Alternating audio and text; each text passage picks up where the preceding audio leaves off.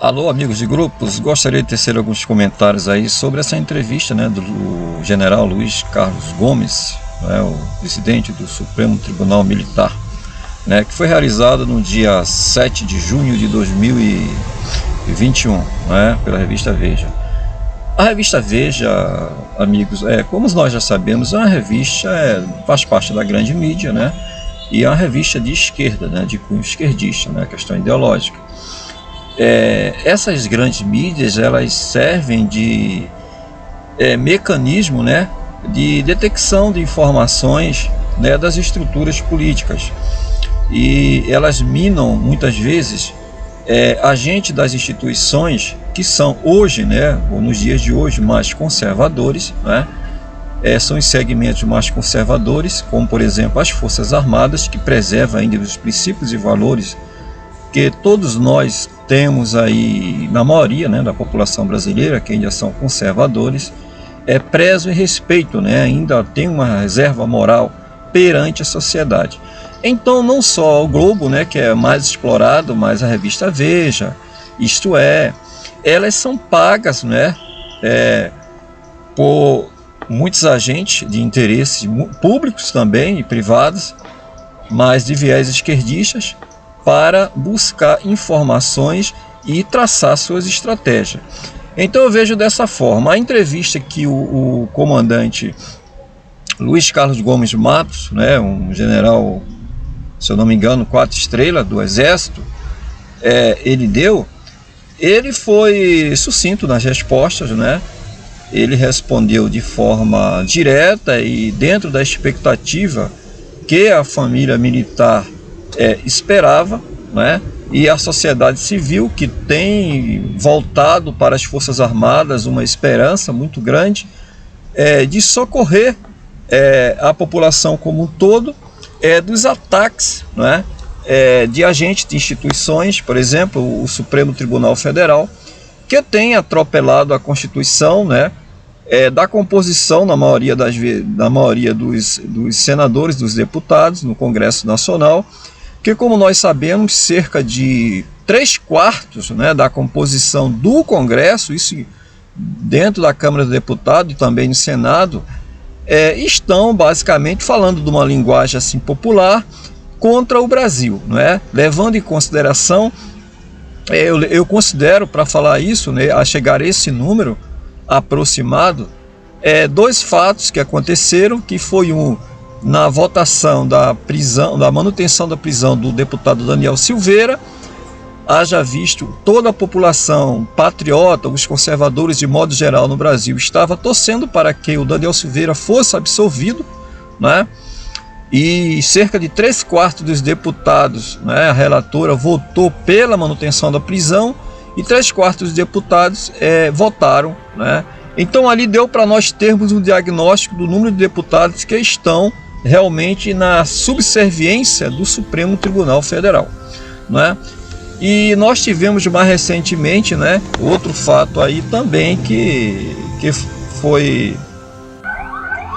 continuando. E o outro grande fato, que marcou muito e praticamente se confirmou, o quantitativo de parlamentares que estão seguindo a agenda progressista, e eles estão mantendo essa subserviência com o Supremo Tribunal Federal, que tem constituído hoje o arqui-inimigo dos brasileiros de modo geral. Porque, com base em que eu falo isso, a maioria da população brasileira votaram no presidente Bolsonaro, elegeram ele para que seja cumprida uma pauta, uma pauta mais conservadora. Não vou aqui destacar os itens da pauta porque são inúmeros. E essa pauta tem sido boicotada a partir do Rodrigo Maia, e o Arthur Lira entrou na presidência, mas embora o Arthur Lira tenha maior boa-fé em pautar esses projetos que o Bolsonaro apresenta através dos seus parlamentares, os parlamentares, eles têm seguido orientações de seu partido, de suas convicções ideológicas, e por aí vai. Mas o fato mais recente, além daquela prisão, 324 deputados que votaram pela manutenção da prisão do Daniel Silveira. O segundo foi mais recente, que eu já falei no vídeo, foi a questão dos 11 parlamentares, aliás, 11 presidentes de partidos, né? E partidos importantes, que resolveram apoiar a campanha do ministro Barroso, do TSE e do STF, para barrar, não é, o voto impresso, não é? Então a própria Câmara dos Deputados, né, o Barroso ele usa muito a ideia de que é retrocesso, volta cedo, enfim, ele usa de irresponsabilidade, vamos dizer assim, para confundir a cabeça das pessoas, né, e fazer com que o eleitor leigo ache que o voto impresso significa votar aquelas velhas cédulas, não é? Mas não é nada disso, né? As nossas urnas são de primeira geração, que se quer botar uma urna de segunda geração, em que o voto, você vota, vê lá no visor, no display, e você confirma isso vendo visualmente, impresso, só não leva para casa, mas ele cai dentro de um baú. Então é isso. Então os deputados, presidentes de partido, de 11 partidos, apoiaram o Barroso. E isso significa que, se os deputados federais desses partidos seguirem de fato a orientação do partido, será acima de 320 deputados votando contra o voto impresso, que vai na contramão do interesse público. Por que eu digo do interesse público? Porque ainda está, né, online uma pesquisa realizada pela Câmara, né, no site oficial da Câmara, em que mais de 90% dos votantes, dos que estão participando dessa votação com relação ao voto impresso, dizem não confiar nas urnas eletrônicas, são favoráveis ao voto impresso. Então a população deixa claro aí que quer o voto impresso, não é? E o ministro Barroso não faz uso desses dados, né? Ele simplesmente faz uma campanha ridicularizando o voto impresso como se fosse um retrocesso, e por aí vai a legitimidade do nosso voto, né, que poderá cair. Então, voltando ao ministro, né, o ministro responde as perguntas de forma bem sucinta. Há uma pergunta que me chamou a atenção nessa entrevista, né, quando o jornalista, né, o entrevistador pergunta o que seria arrebentar a corda, né? E o general responde que arrebentar a corda é uma tomada de decisão por agente público que venha fugir da Constituição, né? Que venha rasgar a Constituição, assim falando em minhas palavras. Aí eu que gostaria particularmente de tecer uma crítica, né? Porque quantas vezes o Supremo Tribunal Federal já rasgaram a Constituição, não é? Então há patriotas que estão comemorando esse posicionamento do STM em relação ao pedido de satisfação da Carmen Lúcia, não é? Com relação a abrir e quebrar sigilo da situação do processo ali do ministro Pazuello, do ex-ministro Pazuello. E o STM respondeu que era um assunto interno e que não era de interesse público, e em outras palavras, não é da sua conta, Supremo Tribunal Federal, isso é um assunto interno, não é?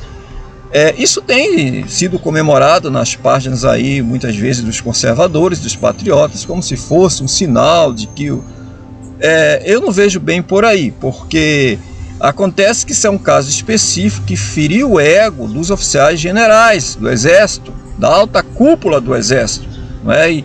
E o Exército, assim como a Marinha Aeronáutica, os oficiais generais, eles são muito corporativistas, assim como os ministros do Supremo Tribunal Federal, não é? Quando a causa é de interesse deles, o que é que acontece? Eles votam por unanimidade. Foi o caso da votação pela prisão lá do Daniel Silveira.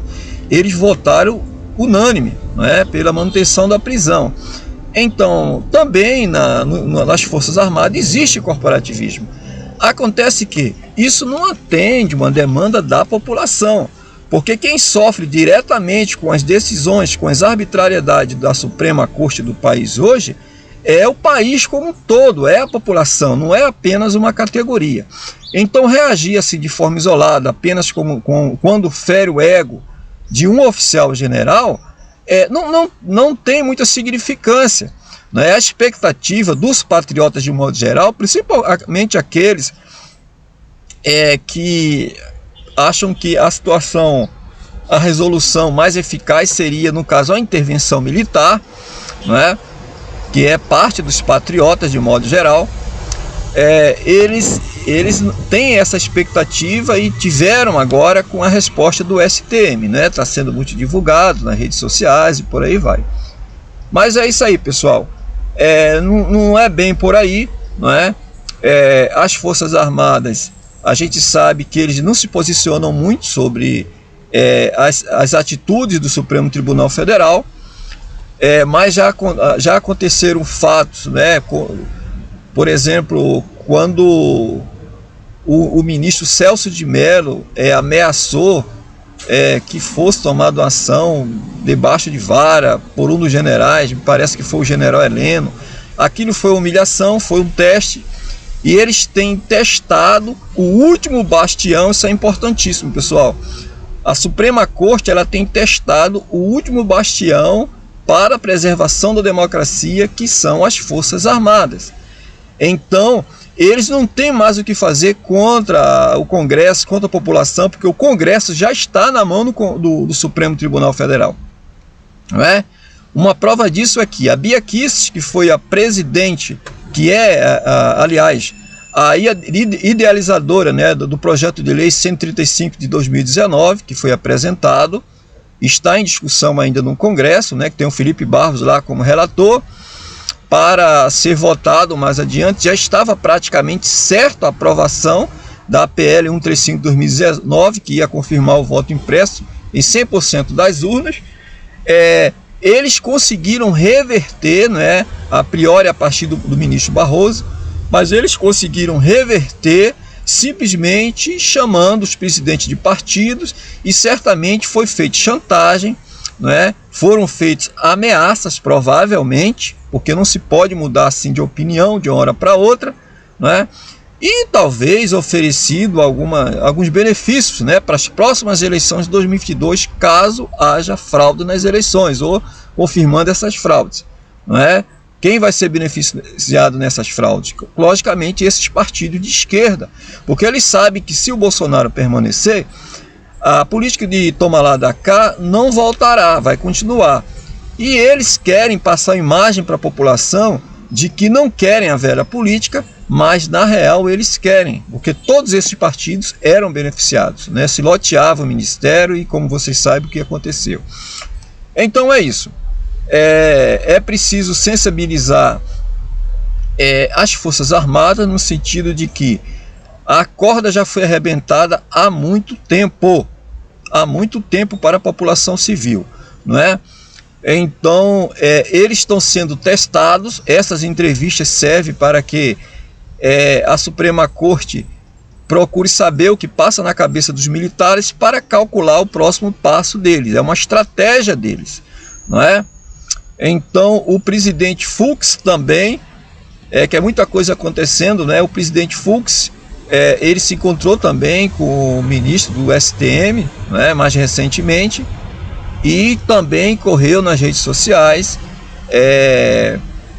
foi veiculado, né, sobre o conteúdo da conversa dele, de que ele estaria preocupado com esse pensamento, né, dos militares em relação à inclusão do Lula nas eleições, que ele foi absorvido praticamente e será candidato, polarizando aí com o Bolsonaro. E os militares não veem com bons olhos a presença do Lula, a desmoralização.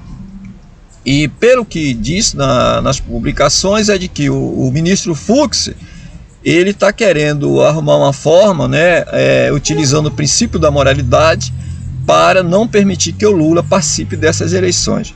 Bem, eu não tenho dúvida de que o ministro Fux foi lá porque ele é de todos os ministros aquele, não só pelo fato de ele ser ministro da Suprema Corte, mas pelo fato dele ser aquele com maior flexibilidade de comunicação com os militares.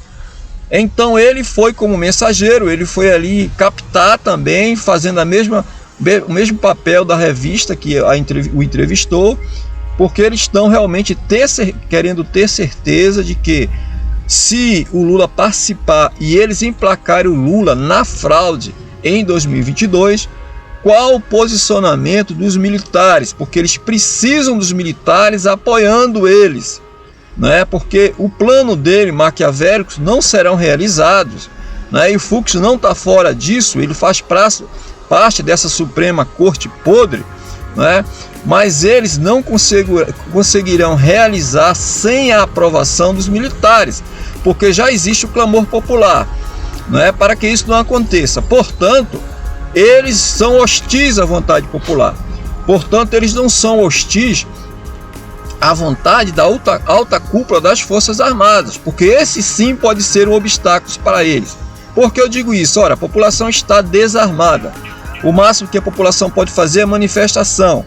A população de bem faz manifestação pacífica e ordeira. Eles não têm aquele instinto nocivo de quebrar tudo na rua como o pessoal da esquerda. Então essa manifestação pacífica e ordeira não será o suficiente para conter este grande golpe arquitetado pela esquerda, né, apoiado pela Suprema Corte, que seria fraudar as eleições de 2022, emplacando Bolsonaro e bastante deputados e senadores, deixando a maioria do Congresso de esquerda e um presidente, o Lula.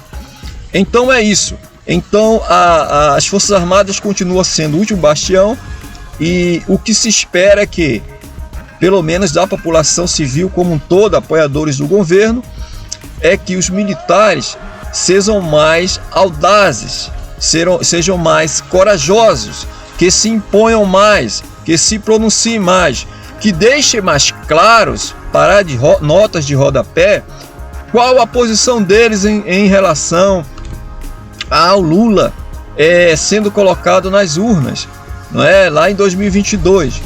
Por quê?